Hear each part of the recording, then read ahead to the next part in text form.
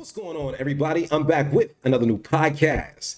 Happy to have you here with me today. I have another new video that I'm going to be sharing with you guys. And this one is all about the family. We're going to get right into it. But before I do, please take a second to subscribe to the channel. Go ahead, hit that notification bell. So every time I release a video, you'll be the first to know. And as always, don't forget to like the video too.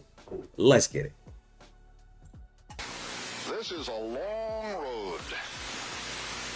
It took 9 children out of the cotton fields, out of poverty, out of Mississippi. But roads go both ways, and this Thanksgiving weekend, they all returned. This is about Thanksgiving and coming home. Oh, wow. One after another, and from every corner That's a of the greeting. yard, the cars turned into the yard. With much cheering and much hugging, the 9 children of Alex and Mary Chandler were coming home for their parents' 50th wedding anniversary. 50 years, not too many people make it that far in marriage. Master of Arts, University of Missouri, a teacher in Kansas City, was home. All 9 children have memories of a sharecropper's cabin and nothing to wear and nothing to eat. All 9 are college graduates. Beautiful. Beautiful. The meal in the kitchen of the new house the children built for their parents 4 years ago is Bessie Chandler Beasley, B.A. Tuskegee, M.A. Central Michigan, dietitian at a veterans hospital, married to a Ph.D.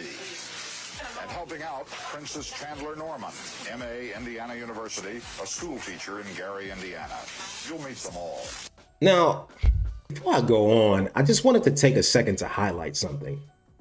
We see here 2 ladies that have BAs, MAs, careers, married to men with PhDs, yet somehow they're still able to prepare a meal for their family without feeling like it's beneath them, without feeling like they're going back to old gender roles that oppress women. And that's in stark contrast to what we see from a lot of our modern women today, because they believe that these things put women down. If you don't believe me, take a look at this. Dating a man who's a crier, and it's confusing. So he's like a doctor, and so he wakes up every morning at 5 a.m., right? And he goes in and he does his surgeries. He's like carving like tumors out of people's like skulls and necks and everything. And then he gets off of work and he's cooking. Like he cooks dinner. Like I've never ever once successfully cooked dinner. And then I was like, I want you to make the plans too, because it's really hot when a guy makes plans. And then I'm like, wait a second. Like he gets to have all the positive masculine attributes and all the positive feminine attributes, and I'm not doing anything. I'm so like liberated that I am totally useless and not like contributing to this relationship at all. Let me know. Now, does this sound like a woman who's gonna make it to 50 years of marriage? She's admitted herself that she's liberated to the point that she's now useless and making no contributions to the relationship. Meanwhile, he's getting up at 5 a.m. every day. He performs surgery, and I'm pretty sure that that is a long, grueling day for him. And when he comes home, he's still cooking the meals. And that's not to say that it's a woman's job to cook, but in a relationship, there has to be a certain level of reciprocity to make it work. Everybody has to put in some kind of effort. And I think at some point, he's going to see, hey, I'm the only one that's doing something here. So why am I in this relationship if it's just me putting in the work? She's going to have to open up and try a little harder if she wants to make this relationship work. But let's get back to the video. But first, I thought you ought to meet their parents. Alex Chandler remembers the time when he had a horse and a cow and tried to buy a mule and couldn't make the payments and lost the mule, the horse, and the cow. And about that time, Cleveland, the first son, decided he wanted to go to college. Oh, wow. We didn't have any money, and we went to town. He wanted to catch the bus and go on up there. So we went to town and borrowed $2.50 from her niece and bought him a bus ticket to go up there. And when he got up there, that's all he had. Now, fellas, how many of us would be too prideful to go ahead and ask somebody for help when we needed it, especially when it deals with financials. This man put that pride to the side. He chose humility, and he was able to help his family. So let's keep going.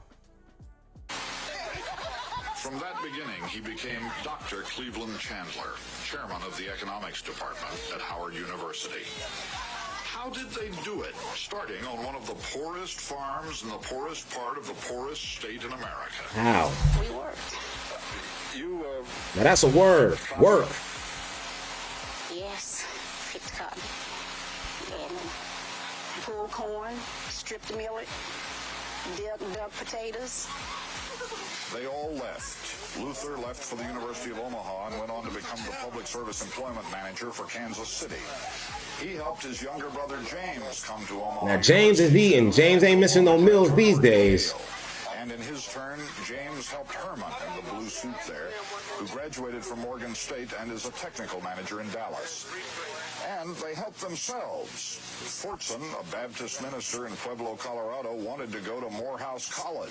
I chose Morehouse, and it was difficult for me. I'm not getting in, but I had to pick cotton all summer long to get the first month's rent and tuition.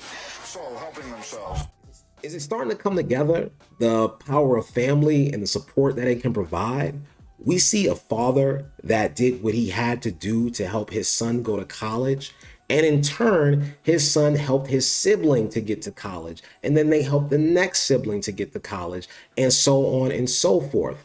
But they all contributed to each other, and they had a commitment to seeing one another grow. And that's what's missing in a lot of families, because we're not instilling those values, because we don't value those things as much as we used to. Now we value the things that shine, the things that glimmer, the house, the car, everything that is a facade, nothing that helps families to grow.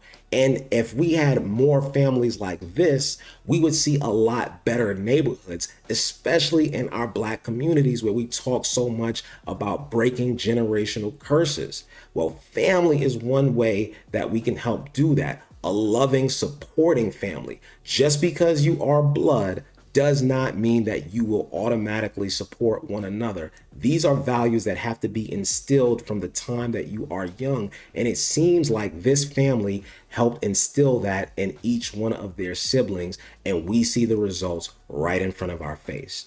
Let's keep going. And helping one another, they all went away.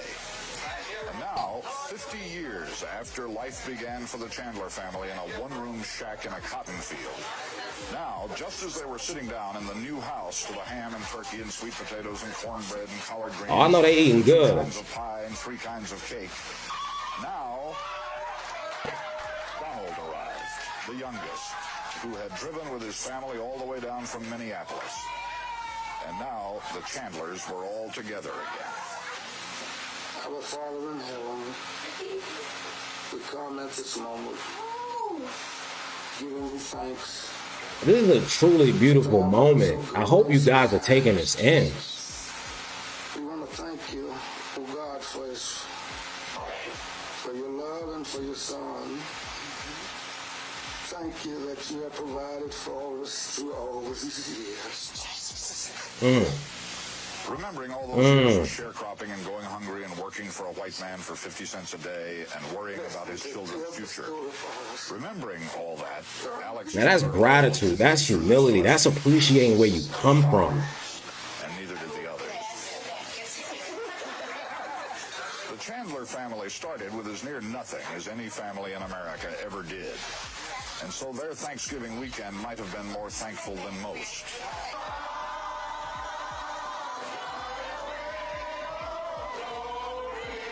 I'll Fly Away is the name of the old hymn.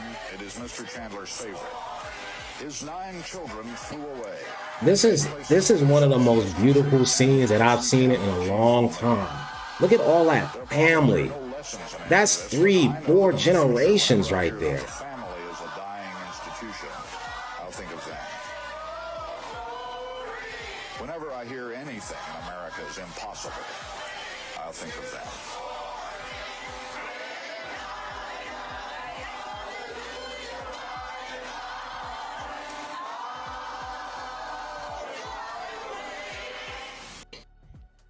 So that's going to end the video. If you made it to the end, I'm happy that you did. I know this wasn't the sexiest or juiciest video, but I did think that it was a very important one. I think communities are built off of strong families, and strong families are built by people that are committed to one another. It started with the parents committing to one another. I didn't hear anything about a six-figure salary, being 6 feet, having a fat ass, wearing lashes, or anything like that. It was all about what was inside. And in turn, they were able to give that to their children, and their children are able to make something out of themselves because of what their parents instilled in them.